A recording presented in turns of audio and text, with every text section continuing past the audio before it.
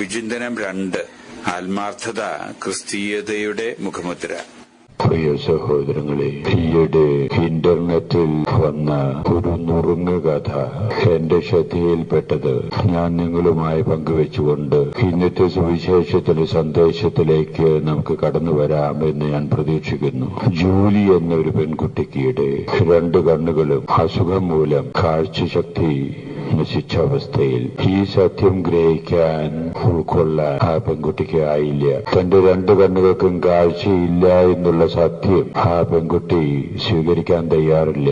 അതിന്റെ ഫലമായി എല്ലാവരോടും പക, വിദ്വേഷം, ദേഷ്യം, സ്വന്തം കുടുംബാംഗങ്ങളോടും അവള് വളരെ പരുഷമായ രീതിയിലാണ് പെരുമാറാൻ ഇടവരുന്നത്. കണ്ടാൽ തോന്നും അവളുടെ കാഴ്ച ശക്തി നശിക്കാൻ ഇടവന്നത് കാരണം സ്വന്തം കുടുംബാംഗങ്ങളാണ് എന്ന് അവൾ വിചാരിക്കുന്ന പോലെ ശത്രുതാ മനോഭാവത്തോടു കൂടെ അവൾ എല്ലാവരോടുമായിട്ട് പെരുമാറുന്നു. യുവതിയാണ് അവള്. ആ അവസരത്തിലാണ് ഒരു യുവാവ് അവളുമായിട്ട് പരിചയപ്പെടുന്നു. അവന്റെ പേര് ജൂഡി എന്നാണ്. പരിചയം ആഴത്തിലായി, പരിചയം സ്നേഹമായി തീർന്നു, സ്നേഹം ഒരു തരം പ്രണയമായി തീർന്നു എന്ന് വേണമെങ്കിൽ പറയാം. അങ്ങനെ ഒരു ദിവസം അവർ 2 പേരും ജൂലിയും ജൂഡിയും അങ്ങനെ സ്വറ പറഞ്ഞിരിക്കുകയാണ്. സ്നേഹത്തോടു കൂടിയുള്ള സംഭാഷണത്തിലിരിക്കുക 2 കൂട്ടർക്കും പ്രിയങ്കരമാണ്. അതിനിടയിൽ അവൾ അവന്റെ കൈ പിടിച്ചുകൊണ്ട്, അത് മുറുകെ പിടിച്ചുകൊണ്ട് അവള് പറയുകയാണ്, എനിക്ക് കാഴ്ച ഉണ്ടാകുമായിരുന്നെങ്കിൽ തീർച്ചയായിട്ടും ഞാൻ എന്നെ വിവാഹം കഴിക്കുമായിരുന്നു.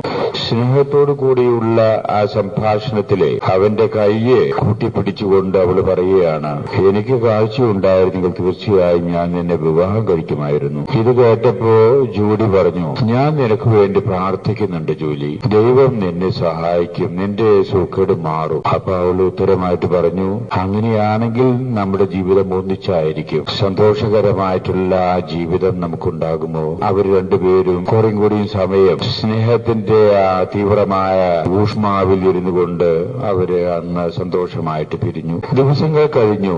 ജൂലിയുടെ കണ്ണിന് ചികിത്സ നടത്തുന്ന ഡോക്ടറിന്റെ ഒരു ടെലിഫോൺ കോൾ അവൾക്കായിട്ട് വരികയാണ്. അവളെ ശ്രദ്ധിച്ചു. അതിന്റെ സന്ദേശം ഇതായിരുന്നു, ജൂലി, നിനക്ക് വേണ്ടി ആരോ ഒരാള് 2 കണ്ണുകളും ദാനം ചെയ്യാം എന്ന് എനിക്ക് വാക്ക് തന്നിരിക്കുന്നു. അതുകൊണ്ട് നീ ഓപ്പറേഷന് സന്നദ്ധമായിട്ട് അധികം കഴിയുന്നതിന് മുമ്പ് ആസ്പത്രിയിൽ എത്തിക്കുക. അവൾക്ക് വിസ്മയം. അവൾ അധികം സമയം കളയാതെ തന്നെ ആസ്പത്രിയിലേക്ക് തന്റെ ശസ്ത്രക്രിയ നടത്തുന്നതിന് വേണ്ടി മറ്റുള്ളവരുടെ സഹായത്തോടു കൂടി അവൾ പോകുകയാണ്. വേണ്ട ഒരുക്കത്തോടുകൂടെ ശസ്ത്രക്രിയ നടത്തി. ശസ്ത്രക്രിയ വിജയപ്രദമായിരുന്നു. അവൾക്ക് കാഴ്ച തിരിച്ചു കിട്ടി. അവൾ ചുറ്റും നോക്കി. തന്റെ ഇഷ്ടപ്പെട്ട പ്രിയതമൻ അവിടെ ഉണ്ടോ എന്ന് കണ്ടില്ല. ഉള്ളിൽ വലിയൊരു ദുഃഖം. എന്നാലും അവൻ വന്നില്ലല്ലോ. ആസ്പത്രിയിൽ കിടക്കേണ്ട ദിവസം കഴിഞ്ഞ് ഡിസ്ചാർജ് ചെയ്ത് വീട്ടിലേക്ക് മടങ്ങി. ഉള്ളിലൊരു ദുഃഖം. എന്നാലും അവനെ കണ്ടില്ലല്ലോ. അങ്ങനെ ഇരിക്കെ ഒരു ടെലിഫോൺ കോൾ അവൾക്ക് ലഭിക്കുന്നു. അത് അവന്റെ ആയിരുന്നു, ജൂഡിയുടേതായിരുന്നു ആ ടെലിഫോൺ. അതിന്റെ സന്ദേശം ഇതായിരുന്നു, നിനക്ക് കാഴ്ച കിട്ടിയില്ലേ ജൂലി? നീ എന്നാലും എന്നൊന്ന് കാണാൻ വന്നില്ലല്ലോ. പരിഭവം. ഞാൻ ദൈവം ഉടനെ വരുന്നു എന്ന് പറഞ്ഞ് ഫോൺ വെച്ച് കുറച്ചു സമയം കഴിഞ്ഞപ്പോ അവൻ അവളെ കാണാൻ വേണ്ടി വന്നു. അവൾക്ക് വിശ്വസിക്കാൻ സാധിക്കുന്നില്ല. അവന് 2 കണ്ണുകളില്ല. 2 കണ്ണുകളും ഇല്ലാത്ത ജൂഡി, അവൾക്ക് അവന് വിശ്വസിക്കാൻ സാധിക്കുന്നില്ല. അവൻ സന്തോഷത്തോടു കൂടി പറഞ്ഞു അവളോട്, നിനക്കിപ്പോ കാഴ്ച ലഭിച്ചില്ലേ, ഇനി നമ്മുടെ കല്യാണം എന്താ? അവളൊന്ന് ധരിച്ചിരുന്നിട്ട് പറയേ, കല്യാണം? കണ്ണില്ലാത്ത മനുഷ്യനെ കെട്ടാൻ എന്നെ കിട്ടുന്ന വിചാരം? അവൻ അന്താളിച്ചു പോയി. അപ്പൊ നിനക്ക് കണ്ണ് ലഭിച്ചാൽ എന്നെ വിവാഹം കഴിക്കും എന്നൊക്കെ നീ പറഞ്ഞതോ, നമ്മൾ തമ്മിൽ വലിയ സ്നേഹമാണെന്നൊക്കെ നീ അറിയിച്ചതോ, സ്നേഹം മണ്ണാങ്കട്ട, കണ്ണില്ലാത്തവനെ കെട്ടാൻ വരുന്ന പെണ്ണാണോ ഞാൻ എന്നാ വിചാരിച്ച്? അവൾ അങ്ങോട്ട് പൊട്ടിത്തെറിച്ചു. അവൻ വിസ്മയിച്ചു പോയി. അവൻ ദുഃഖത്തോടു കൂടി അവിടെ നിന്ന് പോയി. കുറച്ചു കഴിഞ്ഞപ്പോ അവൾക്ക് ഒരു എഴുത്തിലെ വിഷയം ഇതാണ്, ജൂലി, എന്റെ 2 കണ്ണുകൾക്കും ഒരു ആപത്തും പറ്റാതെ നീ സംരക്ഷിക്കണം കേട്ടോ. ഇതായിരുന്നു ആ എഴുത്ത്. അവൻ അത്രയേറെ സ്നേഹിച്ചു അവളെ.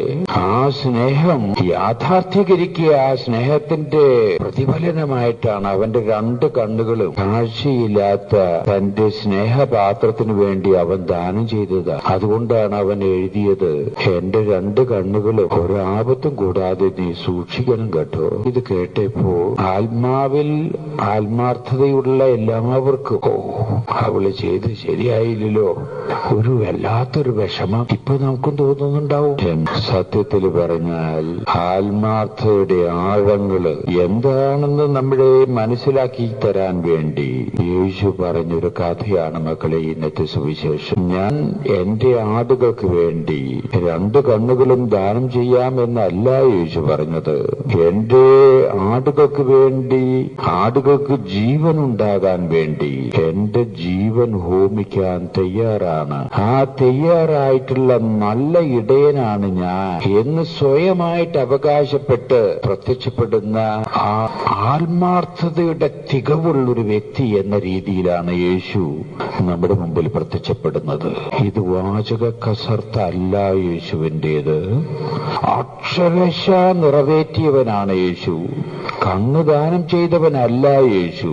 സ്വന്തം ജീവൻ തന്റെ മക്കൾക്ക് വേണ്ടി കൊടുത്തവനാണ് യേശു. ഇതാണ് ആത്മാർത്ഥത എന്ന് പറയുന്നത്. ആത്മാർത്ഥതയില്ലാത്തൊരു ക്രിസ്തീയത ചിന്തനീയമല്ല. ക്രിസ്തീയതയുടെ മുഖമുദ്ര തന്നെ ആത്മാർത്ഥതയാണ് എന്ന് ക്രിസ്തു തന്നെ നമ്മളെ പഠിപ്പിക്കുക.